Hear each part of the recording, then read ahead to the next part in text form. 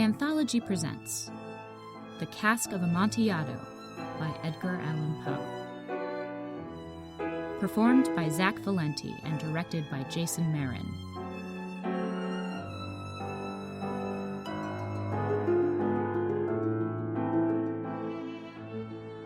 The 1,000 injuries of Fortunato I had borne as I best could. But when he ventured upon insult, I vowed revenge.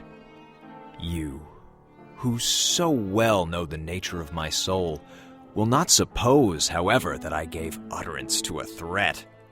At length I would be avenged. This was a point definitely settled. But the very definitiveness with which it was resolved precluded the idea of risk. I must not only punish, but punish with impunity. A wrong is unredressed when retribution overtakes its redresser. It is equally unredressed when the avenger fails to make himself felt as such to him who has done the wrong. It must be understood that neither by word nor deed had I given Fortunato cause to doubt my goodwill. I continued, as was my wont, to smile in his face, and he did not perceive that my smile now was at the thought of his immolation. He had a weak point, this Fortunato, although in other regards he was a man to be respected and even feared. He prided himself on his connoisseurship in wine. Few Italians have the true virtuoso spirit.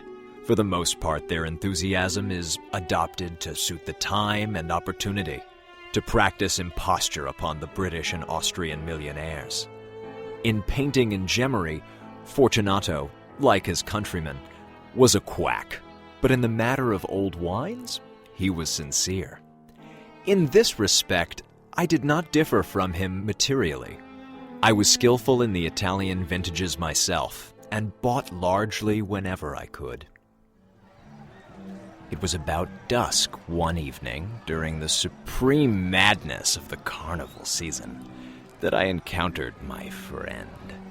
He accosted me with excessive warmth, for he had been drinking much. The man wore motley.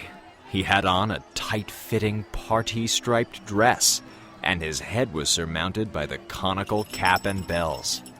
I was so pleased to see him that I thought I should never have done wringing his hand.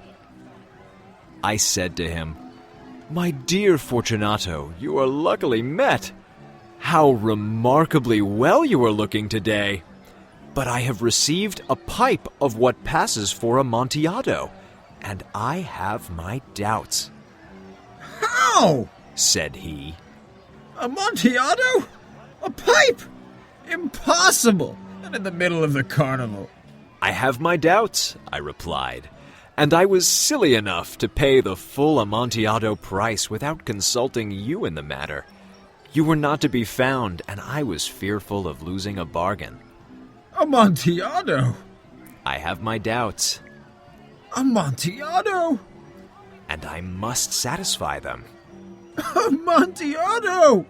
"As you are engaged, I am on my way to Lucchesi. If anyone has a critical turn, it is he. He will tell me—" "Lucchesi cannot tell Amontillado from sherry." "And yet some fools will have it that his taste is a match for your own." "Come, let us go." "Whither?" "To your vaults." "My friend, no.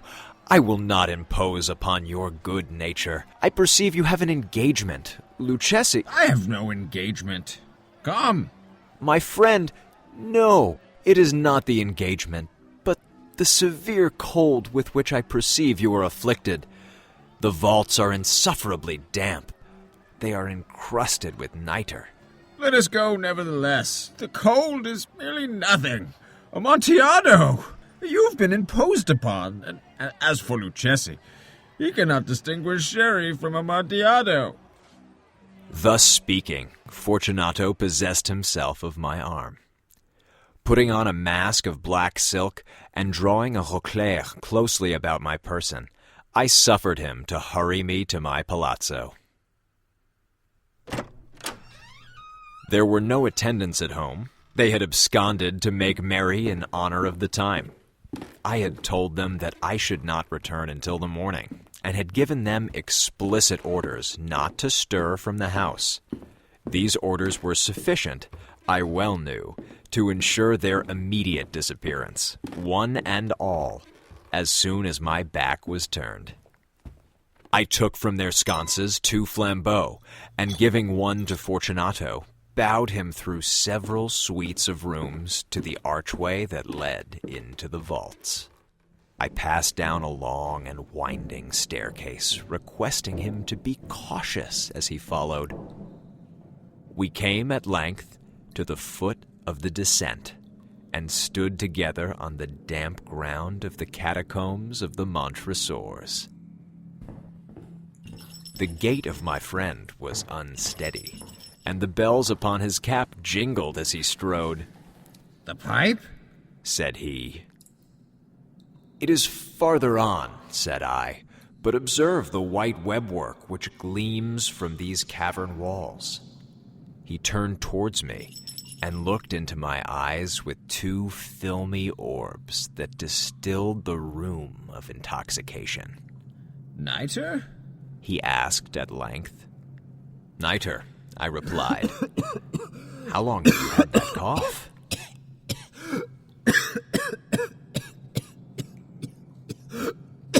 My poor friend found it impossible to reply for many minutes. "It is nothing," he said at last. "Come," I said with decision. "We will go back. Your health is precious. You are rich, respected, admired, beloved. You are happy, as I once was. You are a man to be missed. For me it is no matter. We will go back. You will be ill, and I cannot be responsible. Besides, there is Lucchesi." "Enough," he said. "The cough is a mere nothing. It will not kill me. I shall not die of a cough." True, I replied. And indeed, I had no intention of alarming you unnecessarily, but you should use all proper caution. A draught of this Medoc will defend us from the damps. Here I knocked off the neck of a bottle which I drew from a long row of its fellows that lay upon the mold. "Drink," I said, presenting him the wine. He raised it to his lips with a leer. He paused and nodded to me familiarly, while his bells jingled. "I drink," he said, "to the buried that repose around us." "And I to your long life." He again took my arm, and we proceeded. "These vaults," he said, "are extensive." "The Montresors," I replied, "were a great and numerous family." "I forget your arms." A huge human foot d'or in a field azure. The foot crushes a serpent rampant, whose fangs are embedded in the heel. "And the motto?" "Nemo me impune lacessit." "Good," he said. The wine sparkled in his eyes, and the bells jingled. My own fancy grew warm with the Medoc. We had passed through walls of piled bones, with casks and puncheons intermingling, into the innermost recesses of the catacombs. I paused again, and this time I made bold to seize Fortunato by an arm above the elbow. "The nitre," I said. "See, it increases. It hangs like moss upon the vaults. We are below the river's bed. The drops of moisture trickle among the bones. Come, we will go back ere it is too late. Your cough." "It is nothing," he said. "Let us go on. But first, another draught of the Medoc?" I broke and reached him a flagon of de Grave. He emptied it at a breath. His eyes flashed with a fierce light. He laughed and threw the bottle upwards with a gesticulation I did not understand. I looked at him in surprise. He repeated the movement, a grotesque one. "You do not comprehend?" he said. "Not I," I replied. "Then you are not of the Brotherhood. How? You are not of the Masons." Yes, I said. Yes. "You?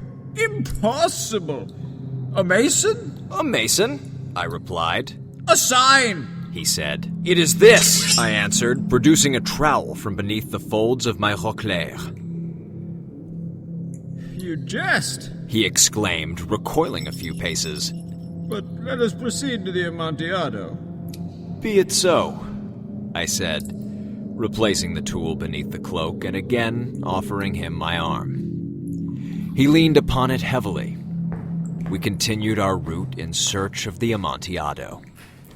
We passed through a range of low arches, descended, passed on, and descending again, arrived at a deep crypt, in which the foulness of the air caused our flambeau rather to glow than flame.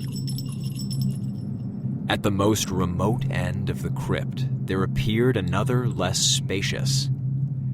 Its walls had been lined with human remains, piled to the vault overhead in the fashion of the great catacombs of Paris.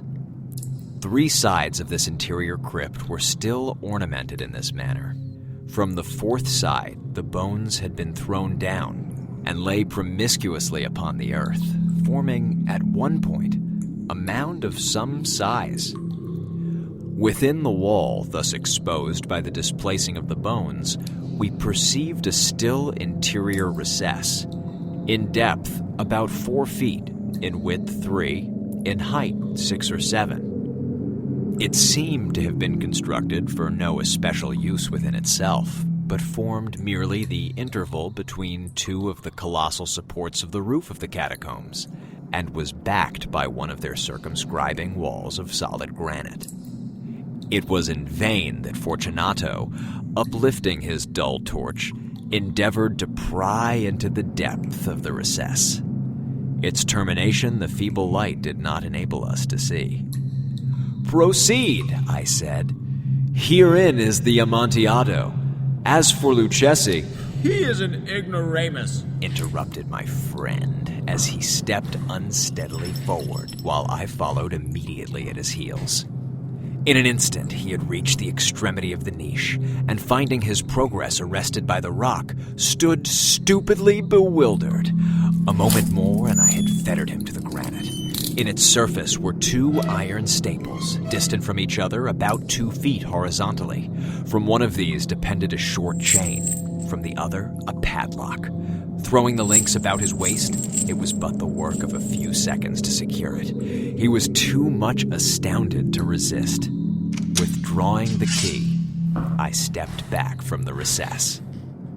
"Pass your hand," I said, "over the wall. You cannot help feeling the niter. Indeed, it is very damp. Once more, let me implore you to return." "No? Then I must positively leave you.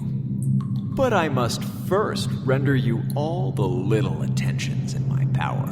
"The Amontillado!" ejaculated my friend, not yet recovered from his astonishment. "True," I replied, "the Amontillado." As I said these words, I busied myself among the pile of bones of which I have before spoken. Throwing them aside, I soon uncovered a quantity of building stone and mortar. With these materials, and with the aid of my trowel, I began vigorously to wall up the entrance of the niche. I had scarcely laid the first tier of the masonry when I discovered that the intoxication of Fortunato had in a great measure worn off. The earliest indication I had of this was a low, moaning cry from the depth of the recess. It was not the cry of a drunken man. There was then a long and obstinate silence. I laid the second tier, and the third, and the fourth, and then I heard the furious vibrations of the chain. The noise lasted for several minutes, during which, that I might hearken